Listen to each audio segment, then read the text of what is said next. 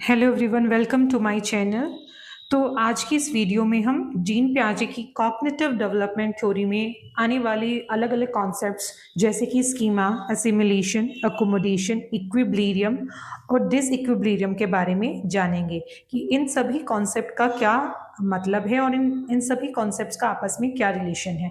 तो with examples हम इनको अच्छे से जानने की कोशिश करेंगे। तो सबसे पहले जो सीक्वेंसिंग में जो सबसे पहला जो प्रोसेस होता है वो होता है स्कीमा का।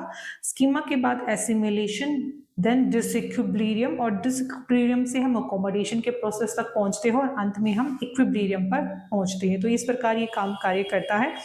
तो आइए इन्हें हम डिटेल में समझें। तो सबसे पहले किसी भी बच्चे के दिमाग में सबसे पहले क्या तैयार होता है? एक स्कीमा तैयार होता है। स्कीमा क्या होता है? एक mental framework to understand the world. एक दुनिया को समझने की एक मानसिक संरचना तैयार होती है। इसका उदाहरण समझते हैं, जैसे हमने बच्चे को जानवर पिक्चर के माध्यम से या रियल में हमने बच्चे को डॉग दिखाया और उसे बताया कि ऐसे बालों वाला और चार टांगों वाले जानवर को हम कुत्ता कहते हैं। तो इस जो बच्चे ने अपने दिमाग में एक मेंटल यानी मानसिक छवि जो कुत्ते की बनाई, उसे ही हम क्या बोलते हैं? स्कीमा बोलते हैं। स्कीमा के बाद जो अगला प्रोसेस है उसे हम बोलते हैं एसिमिलेशन, अभिग्रहण।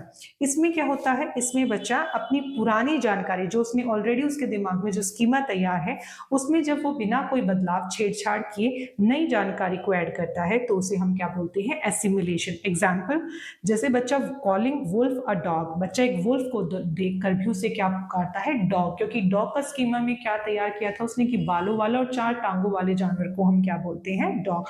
तो उसने वही जानकारी आने वाली दूसरे किसी एनिमल पर जिसमें सभी चीजें थी उसने उस पर लागू कर दी और उस वुल्फ को उसने डॉग कंसीडर किया। तो इसी को हमने क्या बोला? एसिमिलेशन कहा। इसमें बच्चे ने अपनी पुरानी जानकारी में कोई भी बदलाव नहीं किया। अब आप इस पिक्चर को ध्यान से देखें। इस पिक्चर में आप देखेंगे कि लड़की के पास को सबसे पहले एक स्कीमा तैयार होता है कि बच्चा ये एक डॉग होता है। अब बच्चा क्या है? डॉग जैसे ही दिखने वाले एक जानवर जो बिल्ली है उसे भी देखकर क्या बोलता है कि यह भी एक कुत्ता है। तो अब बच्चे ने सेकंड इस प्रोसेस में उसकी कौन सी प्रक्रिया हुई है? एसिमिलेशन की प्रक्रिया हुई, यानी अभी उसने अभिग्रहण किया है। यानी बिल्ली को भी देखकर उसने उसे क्या अभिग्रहण किया? उसने उसे अपनी पुरानी नॉलेज को उसमें एसिमुलेट करते हुए उसे क्या बोला है? डॉग बोला है। इसी को हम क्या बोलते हैं? एसिमिलेशन का प्रोसेस बोलते हैं। इसके बाद आता है डिसइक्विलिब्रियम। अब आप पुरानी पिक्चर को ही ध्यान से देखिए। जब इसने बिल्ली को कुत्ता कहा तो इसके पिता ने इसको टोका या फिर इसको इंटरप्ट किया और बोला कि बेटा ये कुत्ता नहीं, ये क्या है? एक बिल्ली है। तो अब जैसे ही हमने उसके पिता ने उसको ये बिल्ली कहा तो उसके दिमाग में कंफ्यूजन पैदा हो गया, क्योंकि अभी तक तो उसने यही पढ़ा था कि चार, या जाना था, उसका जो मेंटल स्ट्रक्चर था वो चार टांगे वाले जानवरों को या फर वाले जानवरों को अभी तक उसने समझा था कि डॉग होता है। उसके मेंटल छवि, मेंटल संरचना में उसने उसे कुत्ता पड़ा था। तो अब डिस्टरबेंस हो गया है, अब उसमें कंफ्यूजन पैदा हो गया। तो इसी को हमने क्या बोला है? असंतुलन बोला है। अब इसके बाद जो है अब बच्चे के दिमाग में भ्रम पैदा हो गया। तो डिसइक्विलिब्रियम से अब हम अगले स्टेज पे पहुंचेंगे जिसे हम बोलते हैं अकोमोडेशन। अब यहाँ जो है उसका पिता क्लैरिफाई करेगा। अब जब वो क्लैरिफाई करेगा तो बच्चे को अपने पुराने स्कीमा में जो मेंटल स्ट्रक्चर फ्रेमवर्क जो तैयार किया हुआ था उसमें बदलाव करना पड़ेगा। अब जब बदलाव करेगा तभी तो कुछ न्यू इन्फॉर्मेशन उसमें ऐड ऑन कर पाएगा। तो इसी बदलाव को जब बच्चा अपनी पुरानी एग्जिस्टिंग इन्फॉर्मेशन में जो बदलाव करके नई जानकारी को ग्रहण करता है उसी को हम अकोमोडेशन बोलते हैं, अनुकूलन बोलते हैं। अब पिछले एग्जाम्पल में भी आप देखेंगे जब उसका पिता उसे समझाता है कि बिल्ली और कुत्ते का डिफरेंस जब बताता है तो बच्चा जब उस बिल्ली को देखने पर उसे बिल्ली ही पुकारता है तो वो अकोमोडेशन का प्रोसेस होता है। उसे कुत्ता ना बुलाकर उसे बिल्ली बुला रहा है तो उसने कौन से स्टेज पे पहुंच गया? वो अकोमोडेशन के प्रोसेस पर पहुंच गया। यहाँ भी आप पिक्चर में देखेंगे कि सबसे पहले बच्चा इस बिल्ली के स्कीमा को तैयार करता है। बच्चे के दिमाग में बिल्ली का स्कीमा तैयार होता है। उसके बाद वो बिल्ली जैसे ही दिखने वाले जानवर को क्या बुलाता है? उसको भी क्या बुला रहा है? बिल्ली बुला रहा है। तो यहाँ कौन सा प्रोसेस हो रहा है? एसिमिलेशन का प्रोसेस हो रहा है। उसने अपनी पुरानी जानकारी में कोई भी बदलाव नहीं किया और बिल्ली जैसे नए दिखने वाले जानवर को भी उसने बिल्ली बोला। तो this is the process of assimilation. ठीक है, अभिग्रहण का जिसे हम अभिग्रहण कहते हैं।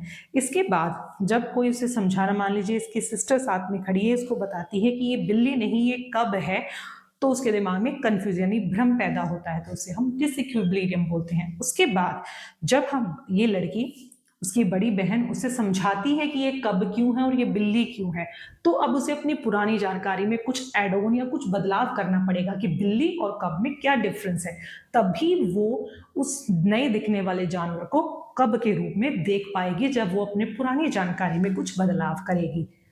तो इसको हमने क्या बोला है, अकोमोडेशन। अब बच्चा अकोमोडेशन की स्टेज पे पहुंच गया, तो अकोमोडेशन के बाद लास्ट स्टेज क्या प्रोसेस क्या था, इक्विलिब्रियम, जहां बच्चा प्रॉपरली ये डिफ्रेंशिएट कर पा रहा है कि ये कुत्ता है, ये बिल्ली है, ये कब है, तो वो कौन सी स्टेज में, अब उसके दिमाग में किसी तरह का कोई कंफ्यूजन या भ्रम नहीं है, तो बच्चा बैलेंस्ड अंडरस्टैंडिंग कर पाएगा। तो आज की वीडियो में हमने इन 5 नए कॉन्सेप्ट्स के बारे में जाना। सबसे पहले schema, then assimilation, equilibrium, accommodation और लास्ट में बच्चा इक्विलिब्रियम तक पहुंच जाता है।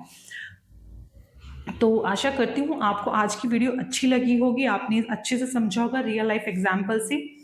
तो ये एक और एग्जाम्पल आपके लिए दिया गया है कि जब एक बच्चा एक काऊ को देखकर भी उसे डॉग बुलाता है, तो ये क्या होता है कि एसिमिलेशन हो रहा है, उसने अपनी पुरानी जानकारी में कोई भी बदलाव नहीं किया और सेम सा दिखने वाला कुछ चीज़ों में सेम दिखने वाले जानवर को उसने डॉग ही बोला, तो ये क्या हो गया, एसिमिलेशन हो गया।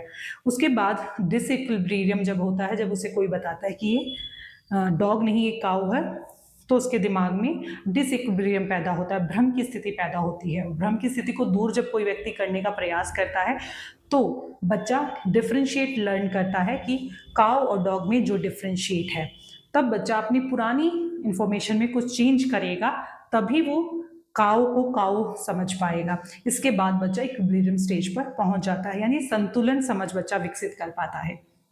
तो आज की वीडियो के लिए बस इतना ही। मेरे साथ अगर आपको मेरी वीडियो अच्छी लगे तो उसे लाइक, शेयर, सब्सक्राइब जरूर करें।